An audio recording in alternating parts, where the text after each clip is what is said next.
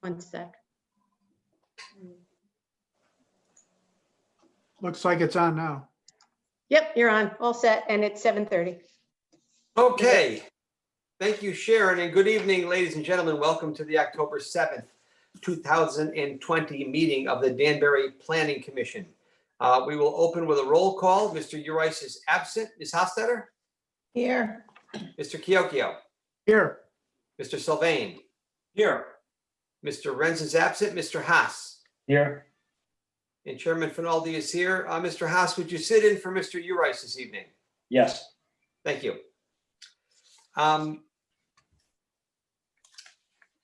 Before we move to the acceptance of the minutes, I will just read the normal virtual meeting introduction.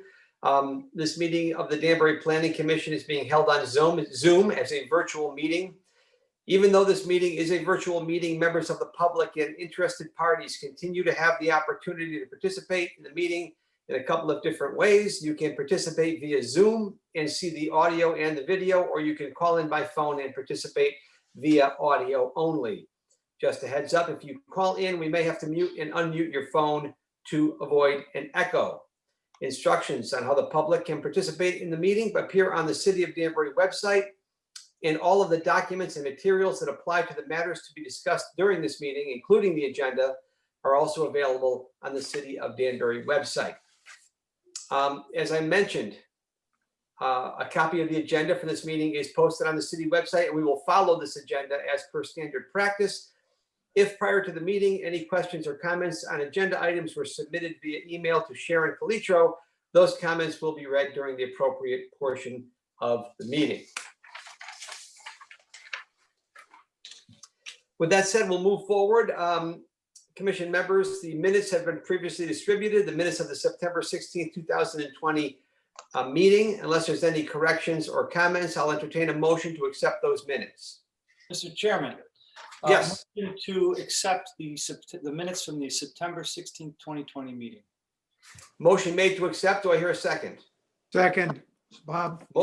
Motion made and seconded to approve the minutes. Any discussion? Hearing none, I will take a vote. Again, we do everything via roll call vote, so there can't be any confusion. A yes vote is to approve, to accept the minutes. A no vote is to not accept the minutes. Ms. Hofstadter? Yes, I'm sorry, yes. Mr. Kiokio? Yes, Mr. Sylvain? Yes. Mr. Haas? Yes. And Chairman Finaldi votes yes. The minutes of the September 16th meeting are accepted. There are no items under our public hearings agenda, and you will note, commission members, that under continuation of public hearing, the matter of Nejane Plaza LLC has been withdrawn by the applicant's attorney. So we will not be hearing anything on that particular application this evening. We'll move right forward to old business for discussion and possible action. Item 1, Falcon Development Investment Company LLC, application for floodplain permit for 138 Deer Hill Avenue and 12 George Street, I-15118 and I-15110, special permit number 20-04. Commission members, prior to the meeting, several items regarding this matter were distributed.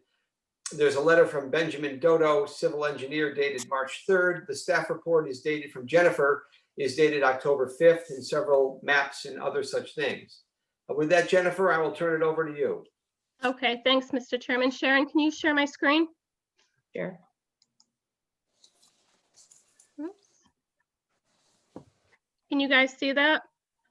Not yet. Not yet.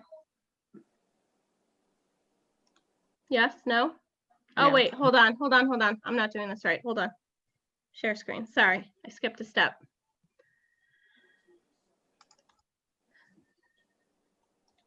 Sure.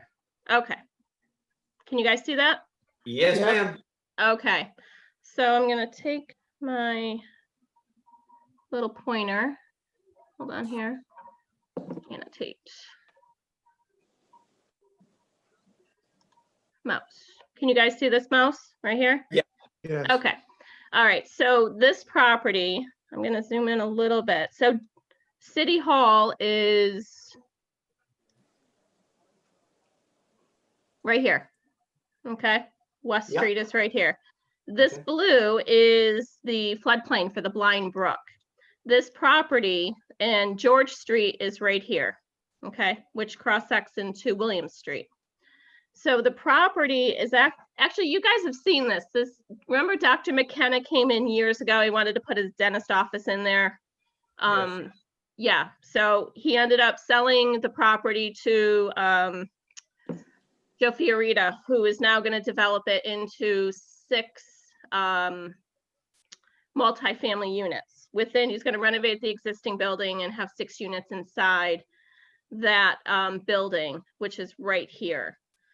So all of this green through here and right here. 2 properties, one fronts Deer Hill Avenue and this property fronts George Street. So what they're proposing to do is build parking lot back here, and then the open space is actually going to be on the George Street parcel. And you can see here, the floodplain is pretty wide through here. Can you guys see this picture? Yeah. Yes. I can zoom in. So you can hear it. This is the existing building right here, the parking. This is George Street right up here. And here's the Blind Brook.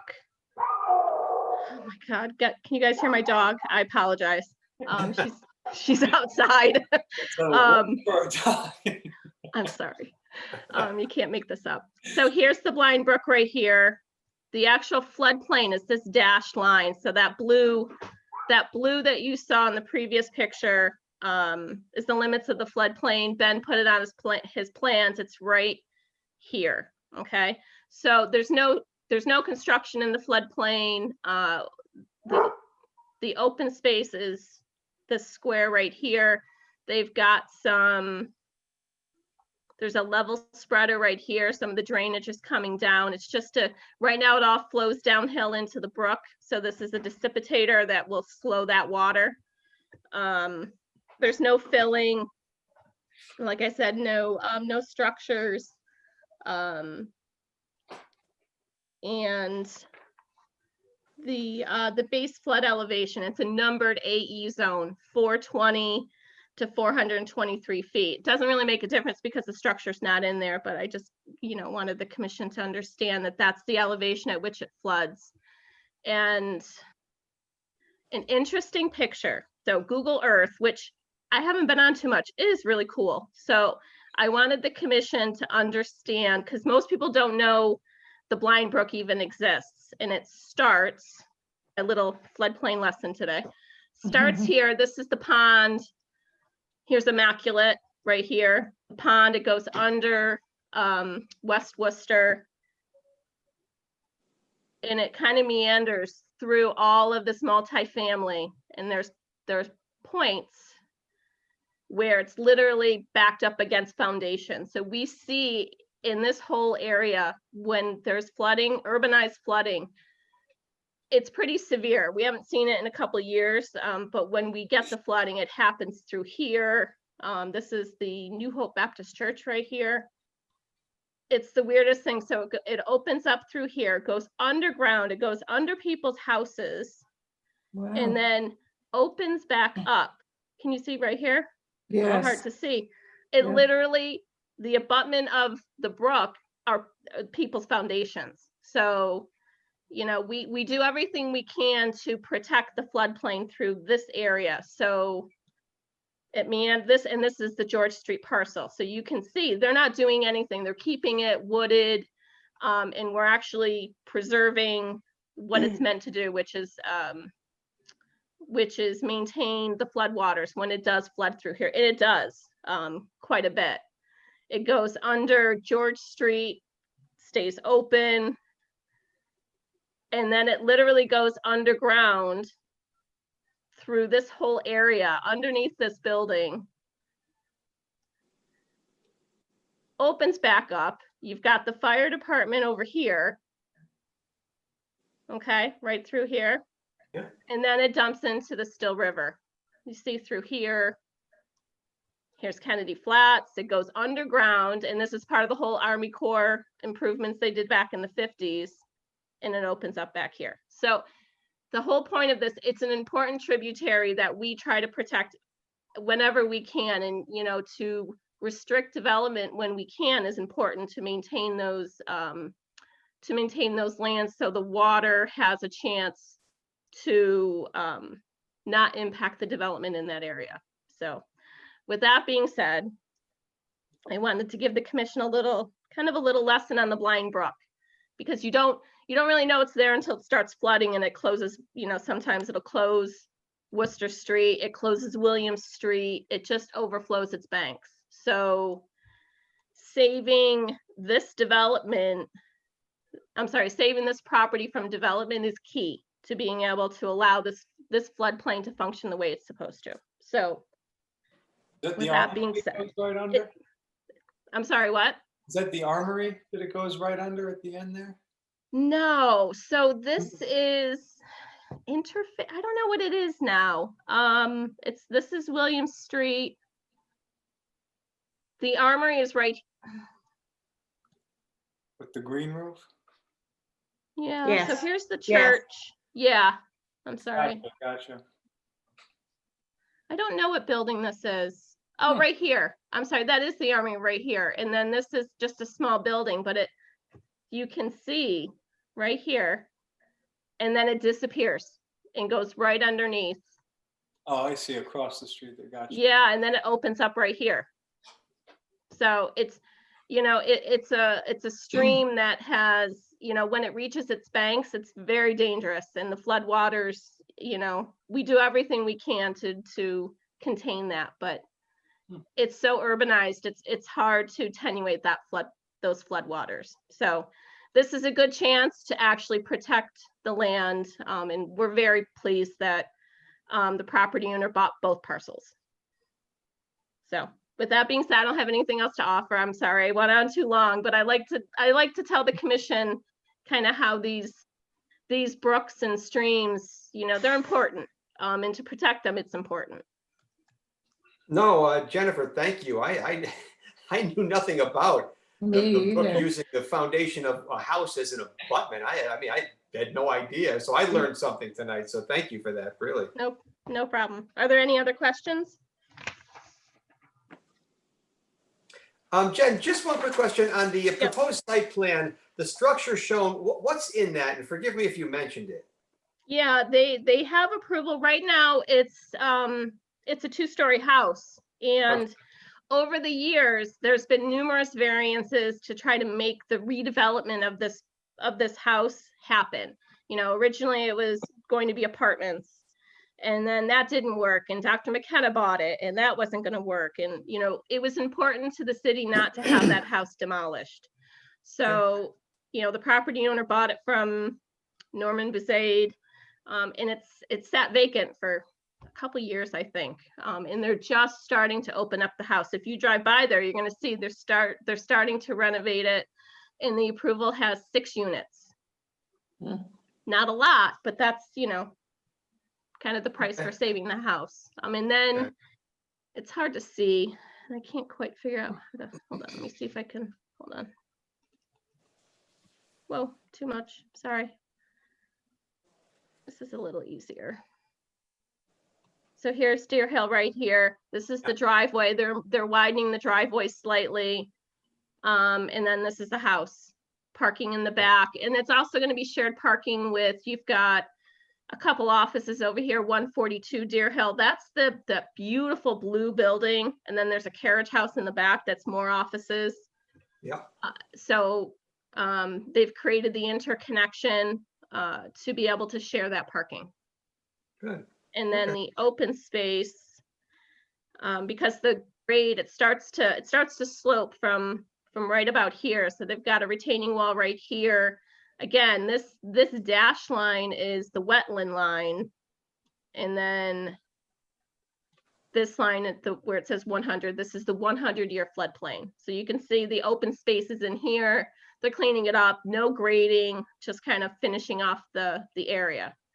And then this is, there used to be a barn, and oddly enough, it used to straddle the stream. Here's the stream right here, and it literally straddled it. So they're removing that foundation, and it takes away some of the obstructions. They're going in, they have a wetlands permit. I guess there's some invasive bamboo. They're gonna clean it up, which is gonna be great. Good. And then up here, so you have George Street right here. And move my window. You can see the brook right here. It goes underground in the culvert. There, Ben shows on his plan, they're actually, and this is in really poor condition. They're gonna re-pour the sidewalk. They're going to close the driveway and put in some curbing. They're gonna replace a catch basin that's in pretty bad shape. There's a railing, there's some trees. It's just a, you know, a derelict property, lots of dumping. So they're gonna clean it up. It's gonna look really nice.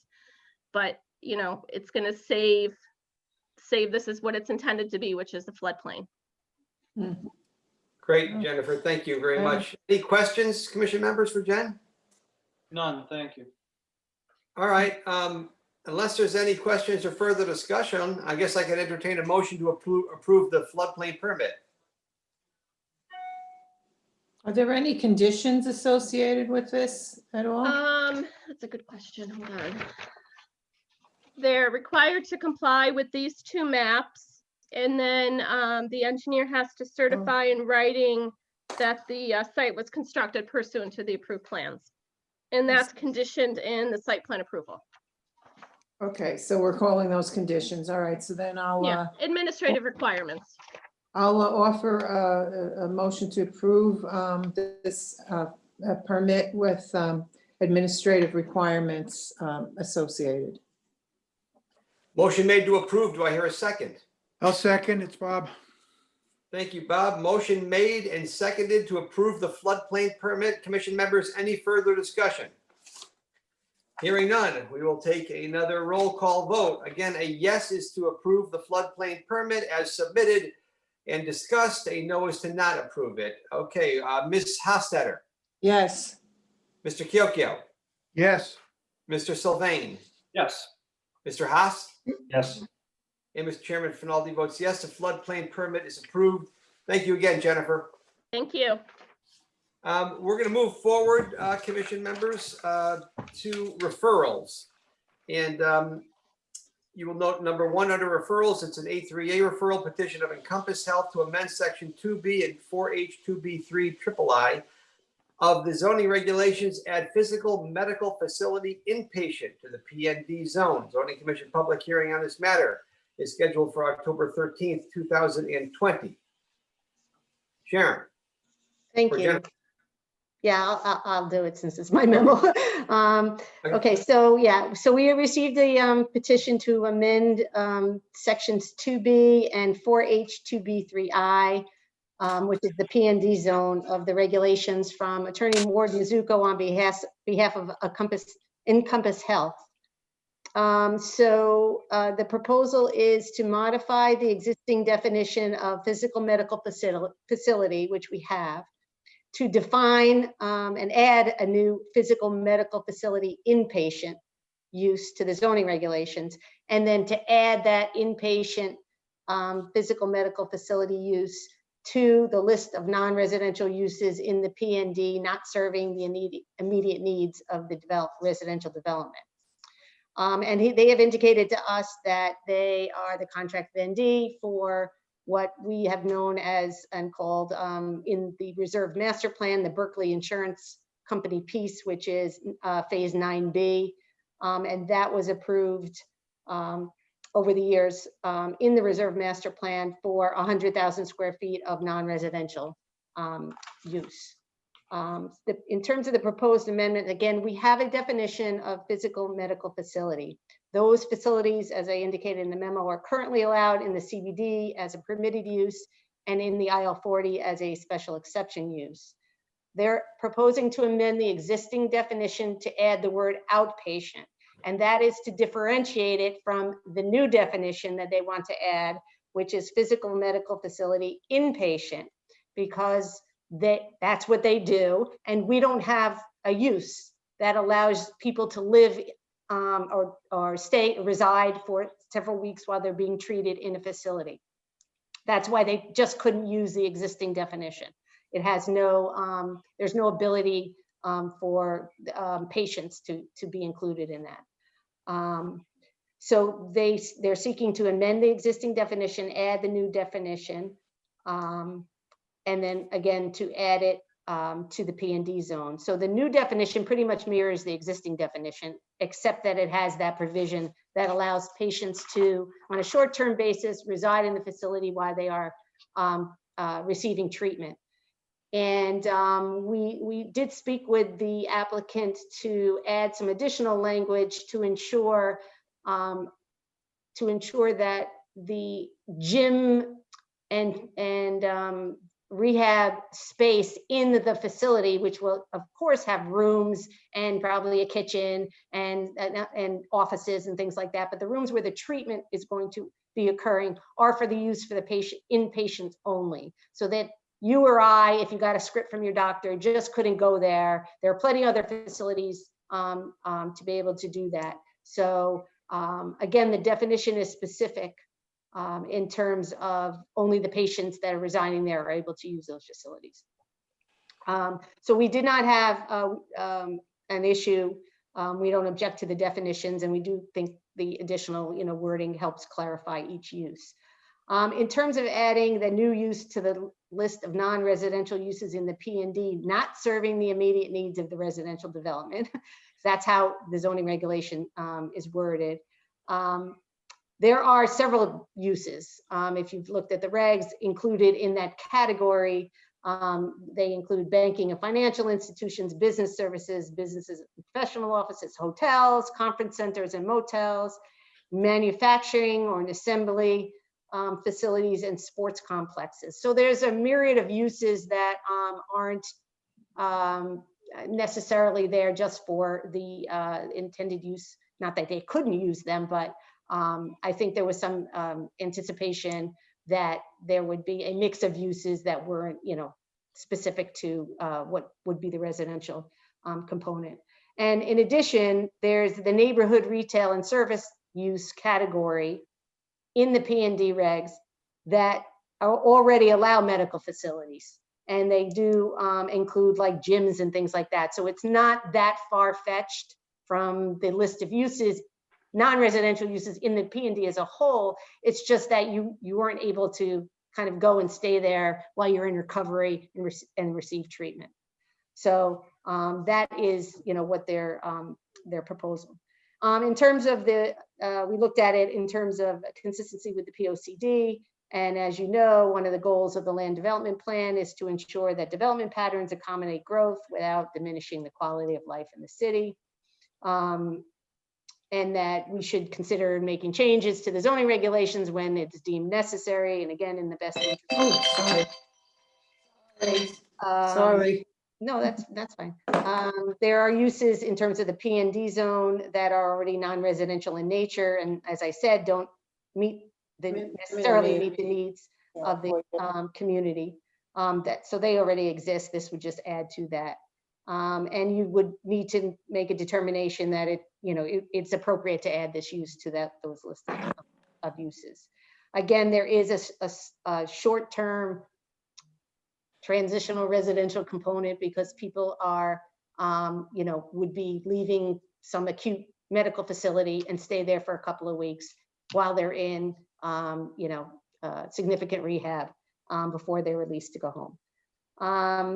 In terms of compliance with the West Side District Plan, it isn't necessarily a targeted land use, but that's because we don't have this use in our zoning, so they couldn't have done that in the first place.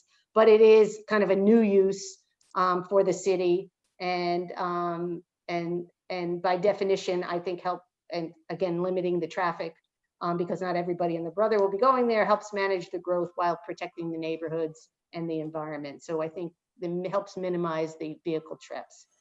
And also in terms of economic development plan section of the POCD, it of course would result in the creation of jobs and grand list growth, which are both goals of the POCD. So again, for the planning commission, you have to make a determination on consistency with the plan and find it, meets the intent and purpose of the district to which it's proposed to be located, and it won't negatively impact the health, safety, and welfare. And I'll obviously take any questions and just remind you at a point when you want to make your referral to just make sure the reasons are articulated so that Joanne can properly prepare that letter. This is on for public hearing on Thursday, and because of the holiday, we have a really short turnaround time to get all the correspondence done. So with that, I will open it up to any questions. Questions for Sharon? Bob? Yes. A couple of questions here, and just to make sure I understand, it feels like there's a couple of different things going on here, and correct me or tell me if I'm accurate here.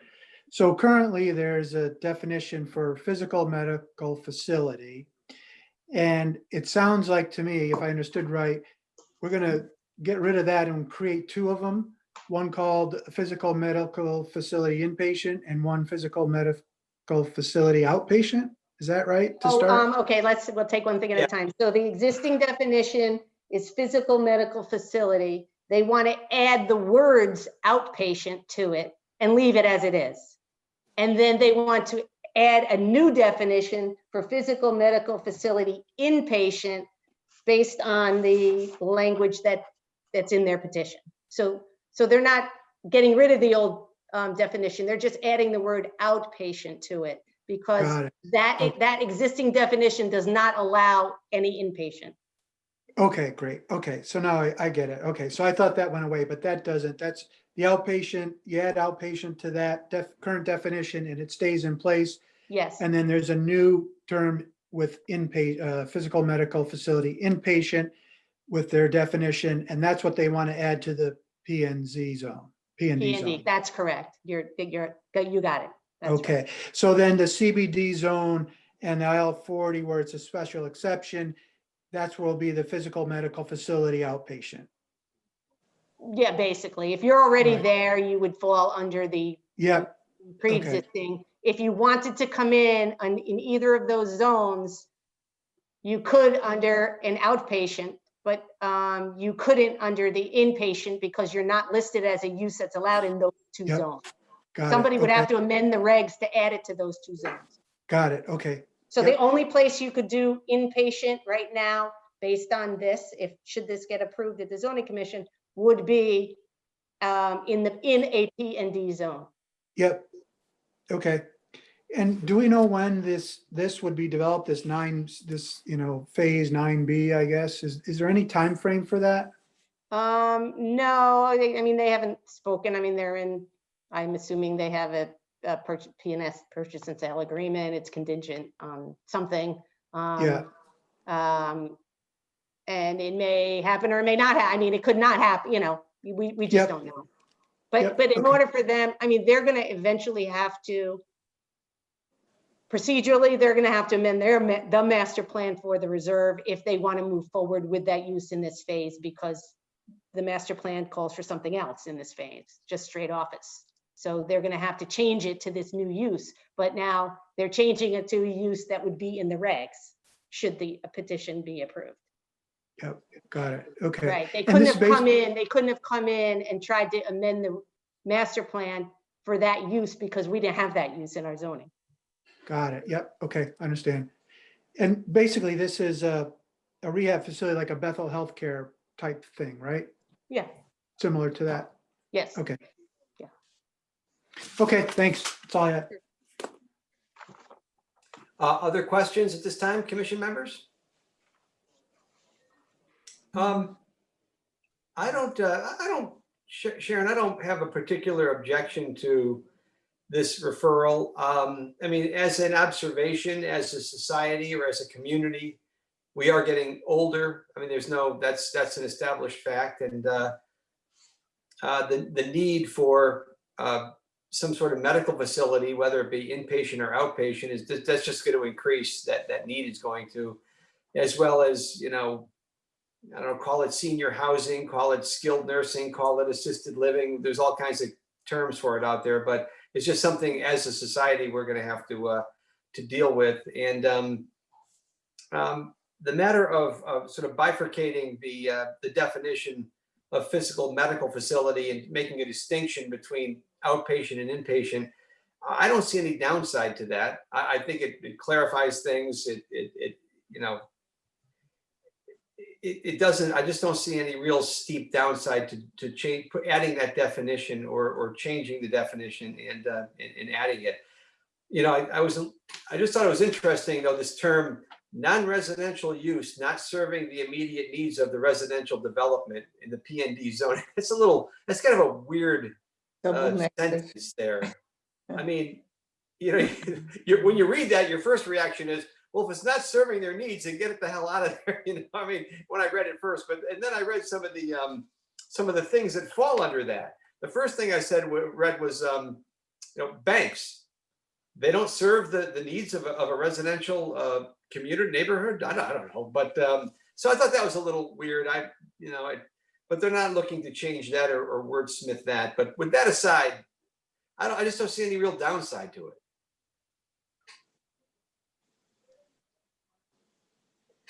Mr. Chairman, I would agree with that. Thank you, Perry. Yeah, Any I- other? Go ahead, Helen. I would too, this is a zoning amendment. Yep. So it's not, they still have to take additional steps to use it. Oh, yeah. That's a whole other process, so, yeah.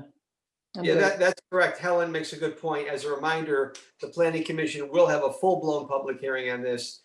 And, with the public, weighing in or the applicant weighing in or whatever. And if they don't like the term non-residential use, not serving the immediate needs of the residential development, they'll have to change that. We can only Lot of give a negative. referral based on what's in front of us. So Yeah, but let me just, to that, Mr. Chairman, go ahead. so the PND zone regulations, just so we're clear based on what you just said, the PND zoning regulations, is an action, it's a petition to rezone to PND and approval of a master plan. Those are actions of the zoning commission.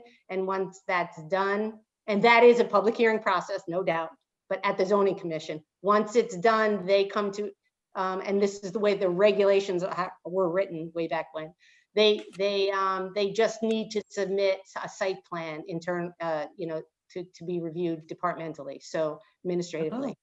So they would not be coming necessarily back to you. Okay. But that public hearing process and to change the master plan is a public hearing process. It's just at the zoning commission. Got it. Thank you, Sharon. If that use were added to another zone, it could be added as a special exception use, and then of course you would see it like you see everything else. Gotcha. Just to clarify for the record. Thank you. Any other discussion? on the matter? Yeah, Bob, go ahead. Yeah, one last question. So in this definition, is there a time frame on the people staying in this facility? So, I mean, like Arnie mentioned assisted living, would they be able to have an assisted living in this? Would that be part of the definition of it? Or is it more of a kind of a shorter term rehab type thing? No, this is a facility that's licensed by the state that provides short-term inpatient treatment from people and patients, and by definition, patients who have lost their mobility or have other mobility or have other physical disabilities that can be corrected by programs of practice, exercise, and training by use of Okay. the modules, blah, blah, blah. So it's like occupational therapy, rehab Yep. therapy. They get discharged from the hospital after some Right. acute something, and they Yep. go somewhere. There is Yep. not a time limit on it. So I guess they could be there for some period of time, but again, they would then be the only patient still using the facility. Yeah, Bob, when okay. I said assisted living, I made that comment under the broad observation of us as a society, how we're getting older, Yeah. how these Yeah, things okay. are evolving. I didn't necessarily mean it specific to the matter at hand. Yep, okay, that's fine. I just wanted to be sure I understood that. That's Okay. cool. Any other questions or comments, commission members? Hearing none, I'll entertain a motion for a positive or negative recommendation for this petition. Mr. Chairman, I'll, I'll make a motion to approve this referral. Do I, and I don't think I have to add anything to that, do I? Well, based on, would you, with all due respect, My reason. based on reasons in the staff report? How's that? Sounds good. Compliance with the POCD as Yeah, our it's staff report? the POCD, that sounds good, and will not negatively impact health, safety, welfare of the general public. Okay, good, Joanne? All Joanne. the three conclusions, under conclusions, those are the Okay. ones. Okay. Cut and paste. So a motion's been made for a positive referral. Do I hear a second? Chairman, I'll I'll second. second. Derek, oh, sorry. Okay, the motion for a positive referral has been made and seconded. Is there any further discussion? Hearing none. As soon as I can find my sheet here, I will take a roll call vote. Again, a yes is for a positive referral, a no is not for a positive referral. Ms. Hofstadter, Yes, Mr. Kiokio, Yes, Mr. Sylvain, Yes, Mr. Haas, Yes. and Chairman Finaldi votes yes. This matter gets a positive referral and is headed over to our friends at the Zoning Commission. Okay. Commission members, late this afternoon, we had contact with the attorney for the second matter here, the petition of Fairway Asset Management 2 LLC. And a request was made that we table this matter. So we will be doing so this evening. I don't think we need a motion or a second to table it, but we will honor the request of the applicant, or I should say of the petitioner, and we will table this matter this evening. Mr. There is Chairman. nothing. Mr. Mitt, can you just do it by, I know you probably don't have to, but let's just not worry about it. So if Okay, somebody let's- just wants to make a motion to table it and Yeah, just can say, somebody make a motion to table this matter, please? Before we, okay, I'll make a motion to table. I'll second it, Kevin. I have you a have a que- question now, you have a question, yeah, go ahead. Yeah, so do you have any sense of when this would be coming back? Is this like just a temporary thing for one meeting, or is there? I think they're making some decisions on how they want to proceed. And they just, instead of, they may change, they may withdraw the application, resubmit.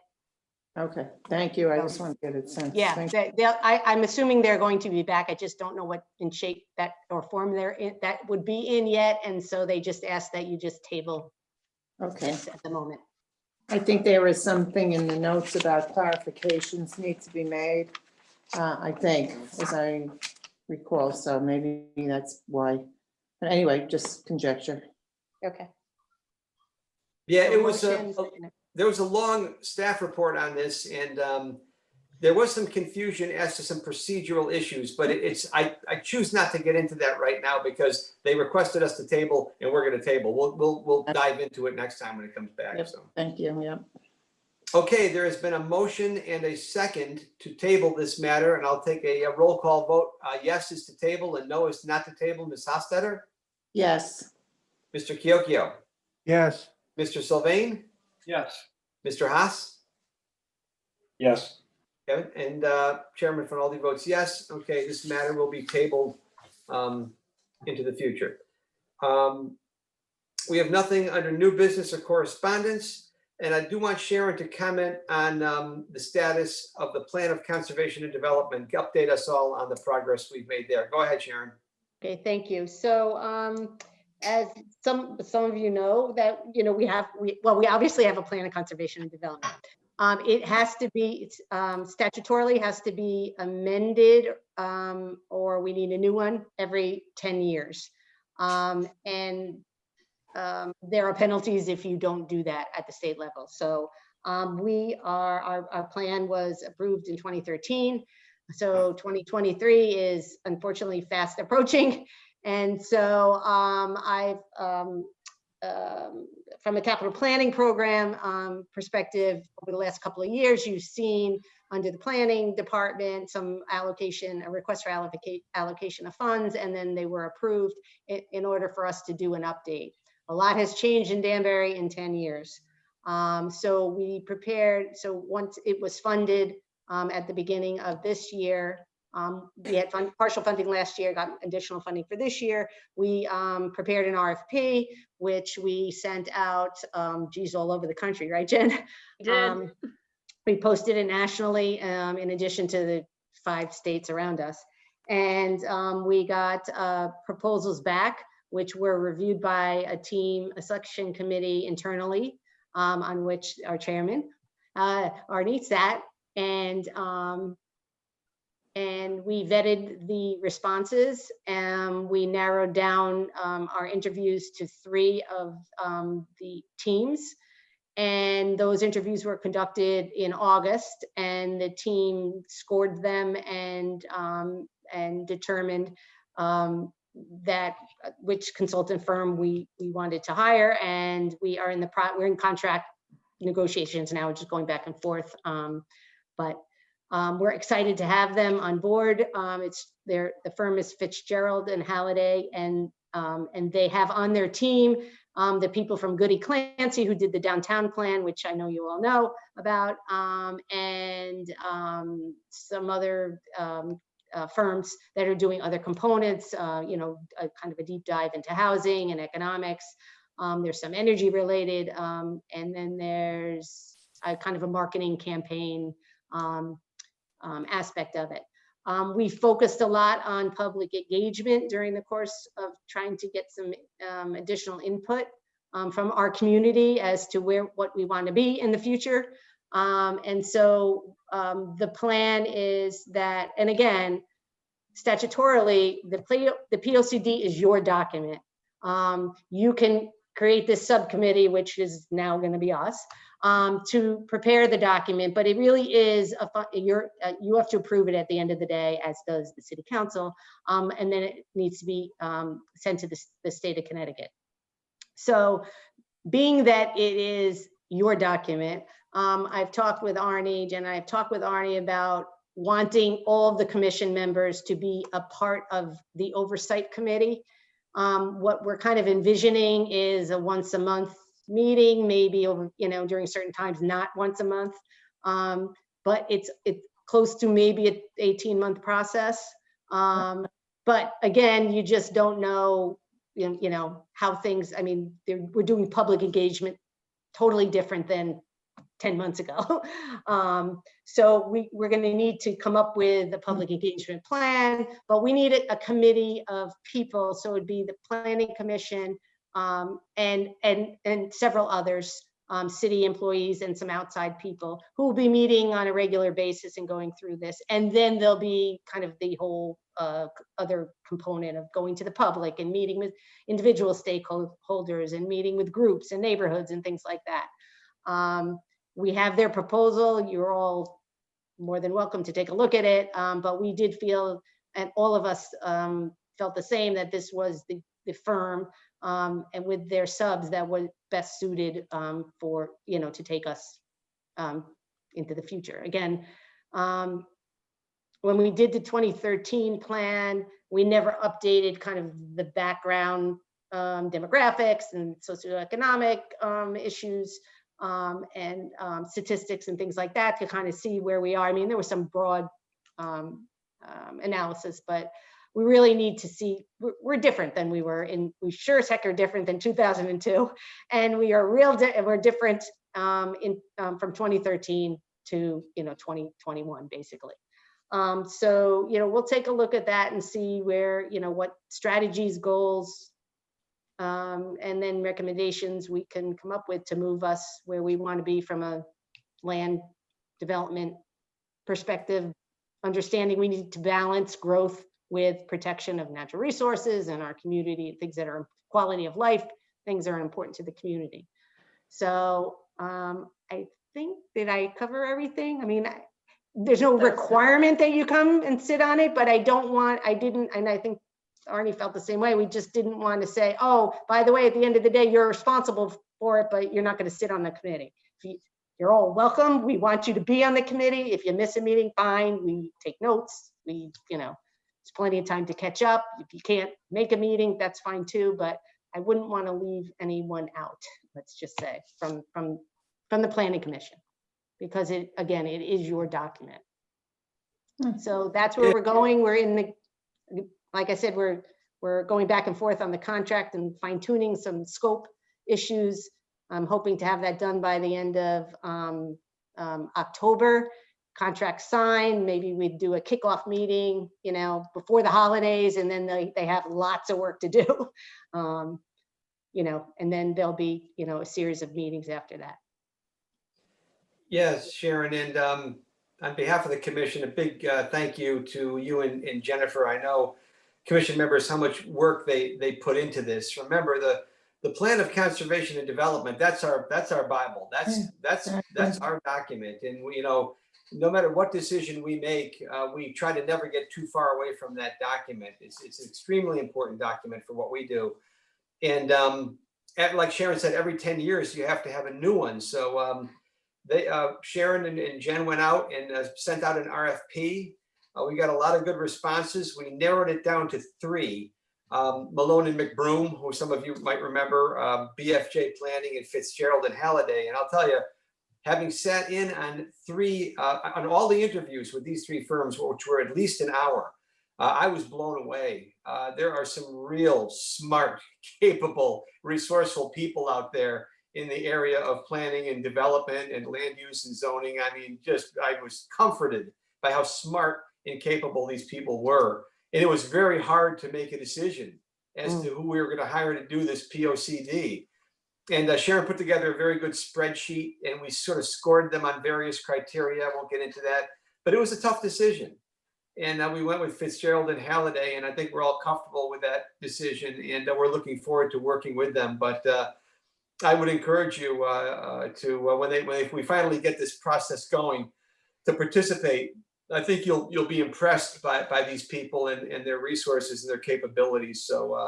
So thank you again to Jennifer and to Sharon, who put a lot of work into this. And I know I said to Jen and Sharon, I go, look, you know, I'm going to give you my opinion, but you have to work with these people on a daily basis. I mean, you have to marry these people. You got to pick somebody you're comfortable with. And I think that we're all very comfortable with Fitzgerald and Halliday. So again, just wanted to make sure I mentioned that to everybody. Okay, where's my agenda? There's a couple of matters under for reference only. Any questions on that? And otherwise, I think we're done. I'll entertain, unless there's anything else, commission members or anybody, I'll entertain a motion to adjourn. Mr. Chairman, I'd like to make a motion to adjourn. Motion made. Do I hear a second? Second. Motion made and seconded to adjourn. Any discussion? I will take a vote. Ms. Hofstetter, Yes. Mr. Kiokio, Yes. Mr. Sylvain, Yes. Mr. Haas, Yes.